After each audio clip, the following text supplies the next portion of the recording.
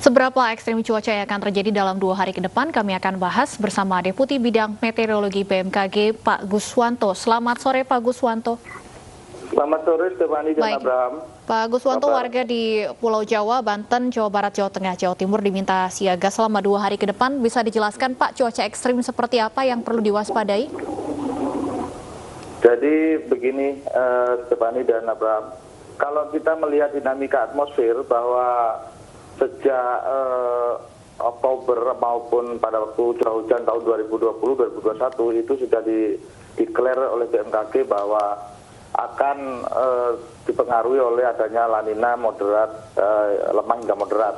Kemudian dalam beberapa pekan belakangan muncul tentang dinamika atmosfer, yaitu monsun Asia, kemudian muncul juga cold front, terus kemudian muncul beberapa fenomena analisis streamline yang memunculkan adanya konvergensi karena perlambatan pola sirkulasi angin.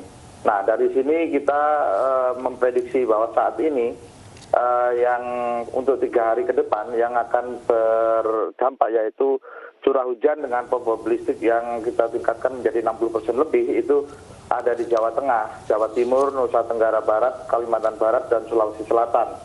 Kemudian untuk tanggal 11 itu kita juga masih konsisten yaitu terdapat di Jawa Tengah, Jawa Timur, Sulawesi Selatan, dan Papua. Dan untuk yang 12 Februari sampai 13 itu masih konsisten kita deteksi di Jawa Tengah, Jawa Timur, Sulawesi Selatan, dan Papua.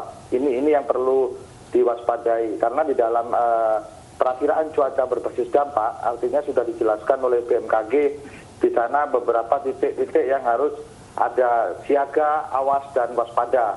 Nah, khusus yang siaga ini yang tadi saya sebutkan agar artinya lebih mewaspadai di mana perakiraan cuaca berbasis dampak atau impactor forecasting itu merupakan informasi perakiraan cuaca yang sudah diperhitungkan potensi dampak yang akan terjadi akibat dari cuaca itu. Ini juga menggabungkan antara hazard, exposure, kemudian termasuk coping capacity atau vulnerability.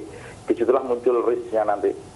Ya, Pak Guswanto, spesifik berbicara soal ibu kota Jakarta dan wilayah penyangga di sekitarnya. Apa ancaman yang penting untuk diwaspadai, Pak? Kalau kita lihat kan curah hujan belakangan ini meningkat dan beberapa titik pun terjadi banjir, longsor, dan lain sebagainya di wilayah penyangga. Ya, baik. Sebenarnya untuk Jakarta sendiri, saya sampaikan terlebih dahulu sebelumnya, Jakarta saat ini sedang memasuki puncak musim hujan, di mana puncak musim hujannya itu kalau kita lihat di dasarian, kalau secara data statistik itu kami perkirakan adalah di dasarian 3 Januari ataupun dasarian 1 Februari. Namun di Januari kemarin belum, jadi terjadinya di dasarian 1 Februari ini kemungkinan. Di mana nanti kita tandain, yaitu curah hujannya itu sekitar 140 mm dalam 10 hari. Nah, kalau kita lihat catatan curah hujan Jabodetabek dari 3 kejadian yang kemarin itu sebenarnya rendah, seperti di Depok itu hanya 18 mm, kemudian yang paling ini di Pesanggerahan pun juga hanya 12. Namun ini cukup memberikan dampak apabila daerah sekitarnya itu juga turun hujan. Nah, satu lagi yang perlu kita pahami, Jakarta ini kan memiliki daerah penyangga, artinya jangan sampai curah hujan yang cukup sedang atau lebat itu bersamaan. Misalkan terjadi di sekitar Bogor misalnya, Jakarta, Bogor, kemudian mengalir ke Jakarta, kemudian yang dari Bekasi juga sama, kemudian yang ini, dan Jakarta sendiri terjadi hujan. Ataupun ditambah lagi apabila nanti beramplifikasi ada pasang maksimum atau ROB. Itu yang perlu diwaspadai. Kalau untuk wilayah selain Jakarta, Pak Guswanto, seperti Jawa Barat dan Jawa Tengah yang kita lihat juga banjirnya cukup parah, apakah wilayah ini juga sudah memasuki puncak musim hujan? Betul. Kalau kita lihat memang saat ini memasuki puncak musim hujan. Seperti Jawa Barat, hampir sebagian besar itu memasuki puncak musim hujannya di Januari maupun Februari 2 ini. Kemudian di Jawa Tengah juga sama. Kalau Jawa Tengah kita lihat di pesisir utara itu rata-rata puncak musim hujannya ada di Februari. Nah, seperti saat ini tadi kita lihat di Jawa Barat itu ada di sekitar Majalengka maupun Kuningan, sekitarnya itu masih terjadi hujan yang cukup signifikan, artinya lebat seperti itu. Artinya sampai kapan kira-kira Pak cuaca ekstrim ini akan melanda wilayah Pulau Jawa dan Banten khususnya?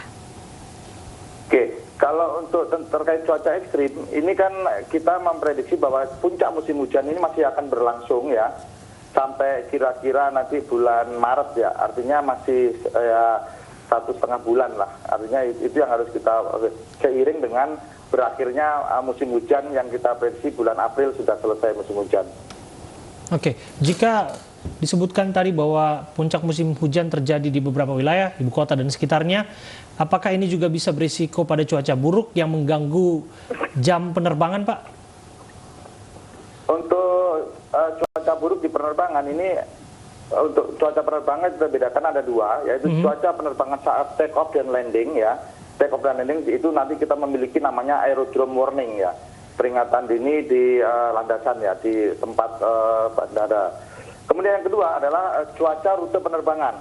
Nah, saat ini kalau kita melihat untuk cuaca untuk take off dan landing di bandara, itu yang sangat dibutuhkan adalah terkait untuk visibility. Iya. Apabila visibility itu memenuhi dengan kondisi curah hujan, misalkan hujan rain gitu, tapi kalau visibility-nya masih bisa melakukan untuk take off landing itu bisa tidak ada masalah. Baik. Nah, sekarang yang masih diwaspadai lagi adalah terkait dengan distribusi awan CP, di mana awan cumulonimbus, di mana yang ini menjadi kendala dalam rute penerbangan. Biasanya seluruh pesawat akan menghindari ini. Iya. Dan ini terjadi di Bengkulu, Lampung, Sumatera, rata-rata di sebelah selatan.